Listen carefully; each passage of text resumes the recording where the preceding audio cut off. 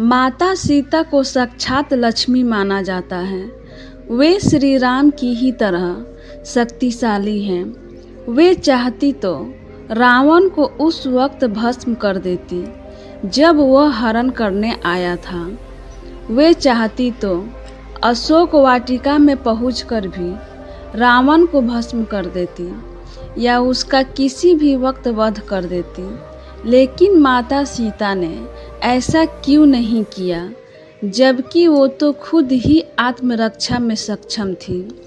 वास्तव में माता सीता स्वयं शक्ति स्वरूपा थी। मान्यता के अनुसार कहते हैं कि जब सीता जी ससुराल आई तो उन्होंने सबसे पहले ऋषि मुनियों और परिवारजनों के लिए खीर बनाई और राजा दशरथ सहित सभी को परोसी। जब वे उन्हें खीर परोस रही थी, उसी समय तेज हवा का झोंका चला और सभी ने अपनी अपनी पत्तल संभाली। लेकिन उस दौरान राजा दशरथ की खीर में एक छोटा सा घास का तिनका आकर गिर गया। माता सीता ने उस तिनके को देख लिया था, परंतु खीर से वो तिनका सबके सामने कैसे निकाले, ये बड़ी दुविधा थी। तभी उन्होंने तिनके को दूर से घूरा और माँ सीता की दृष्टि से ही वो तिनका पुनः उड़ा और हवा में ही राख बन गया। सीता जी को लगा कि उनका ये चमत्कार किसी ने नहीं देखा, लेकिन राजा दशरथ ने ये सब देख लिया था और वो समझ गए थे कि यह कोई साधारण स्त्री नहीं बल्कि जगत जननी है। उनके इस चमत्कार को देखकर वे डर भी गए थे। खीर खाने के बाद राजा दशरथ अपने कक्ष में चले गए और बाद में उन्होंने सीता जी को अपने कक्ष में बुलवाया। वहाँ उन्होंने माता सीता से कहा कि आपका वह चमत्कार मैंने देख लिया है और अब मैं समझ गया हूँ कि आप कौन हैं। इसलिए आज आप मुझे एक वचन दीजिए कि जिस दृष्टि से आपने उस तिनके को देखा, उससे कभी किसी और को नहीं देखेंगी। इस बात को सुनकर माता सीता ने दशरथ जी को वचन दिया कि मैं कभी किसी को इस दृष्टि से नहीं देखूंगी। जब रावण ने उनका हरण किया था तो वो स्वयं ही उसे भस्म कर सकती थी, परंतु वो राजा दशरथ को दिए वचन से बंधी हुई थी। इसलिए जब रावण उनके करीब आने का प्रयास करता था या उन्हें धमकाता था तो वह उसे कुछ नहीं करती, बस हाथ में तिनका उठाकर घूरने लगती थी और उसके प्रति अपने क्रोध को नियंत्रण करती थी। यह कहानी माता सीता कहती थी और श्री राम इसे सुना करते थे। एक दिन श्री राम भगवान को किसी काम के लिए बाहर जाना पड़ गया तो सीता माता कहने लगी कि भगवान, मेरा तो 12 वर्ष का नित्य नियम है, अब आप बाहर जाएंगे तो मैं अपनी कहानी किसे सुनाऊंगी। श्री राम ने कहा कि तुम कुएं की पाल पर जाकर बैठ जाना और वहाँ जो औरतें पानी भरने आएंगी उन्हें अपनी कहानी सुना देना। सीता माता कुएं की पाल पर जाकर बैठ जाती है। एक स्त्री आई, उसने रेशम की जरी से साड़ी पहन रखी थी और सोने का घड़ा ले रखा था। सीता माता उसे देख कहती है कि बहन, मेरा 12 वर्ष का नित्य नियम सुन लो। पर वह स्त्री बोली कि मैं तुम्हारा नित्य नियम सुनूंगी तो मुझे घर जाने में देर हो जाएगी और मेरी सास मुझसे लड़ेगी। उसने कहानी नहीं सुनी और चली गई। उसकी रेशम साड़ी फट गई, सोने का घड़ा मिट्टी के घड़े में बदल गया। सास ने देखा तो पूछा कि ये किसका दोष अपने सिर लेकर आ गई है। बहू ने कहा कि कुएं पर एक औरत बैठी थी, उसने कहानी सुनने के लिए कहा, लेकिन मैंने सुनी नहीं, जिसका यह फल मिला। बहू की बात सुनकर अगले दिन वही साड़ी और घड़ा लेकर सास कुएं की पाल पर गई।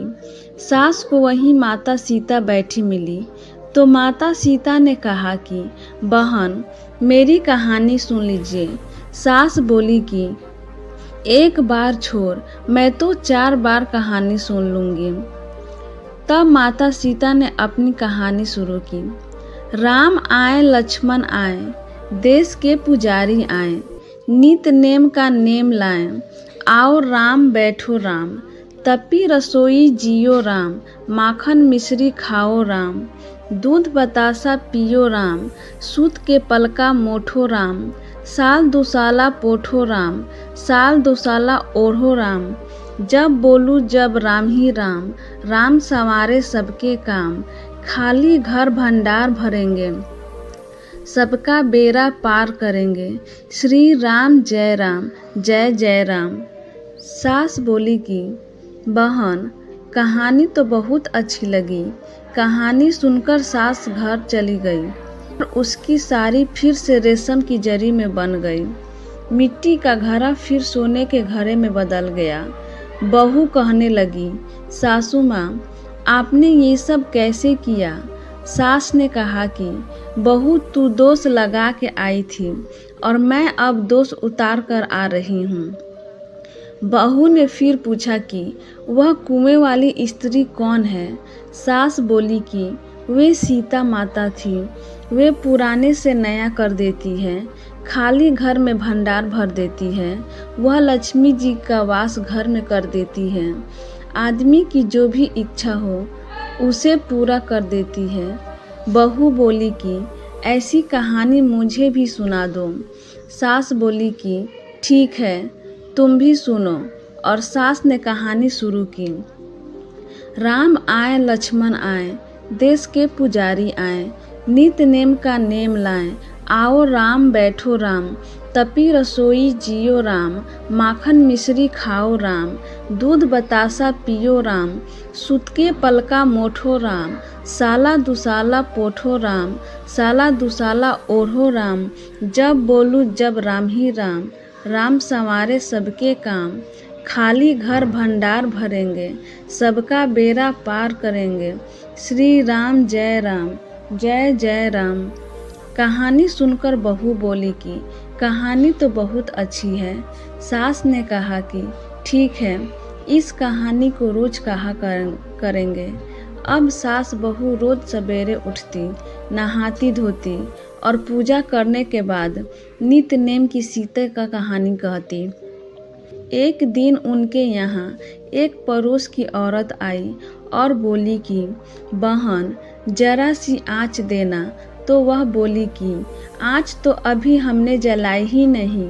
पड़ोसन ने कहा कि तुम सुबह 4 बजे से उठकर क्या कर रही हो? फिर उन्होंने कहा कि सुबह उठकर हम पूजा करते हैं, फिर सीता माता का नित नेम की कहानी कहते हैं।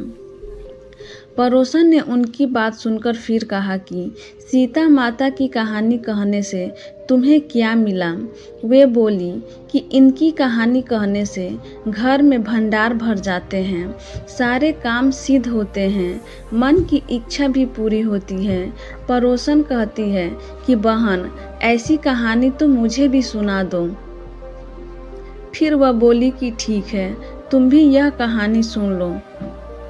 राम आए लक्ष्मण आए, देश के पुजारी आए, नित नेम का नेम लाएं। और आओ राम बैठो राम। ऐसी कर कर उसने पूरी कहानी सुना दी। कहानी सुनने के बाद पड़ोसन कहने लगी, बहन, कहानी तो मुझे बहुत अच्छी लगी। अब वह पड़ोसन भी नित नेम सीता माता की कहानी कहने लगी। कहानी कहने से सीता माता ने पड़ोसन के भी भंडार भर दिए। अब तो पूरे मोहल्ले में नित नेम की कथा चल पड़ी। हर किसी की मनोकामना पूरी होने लगी।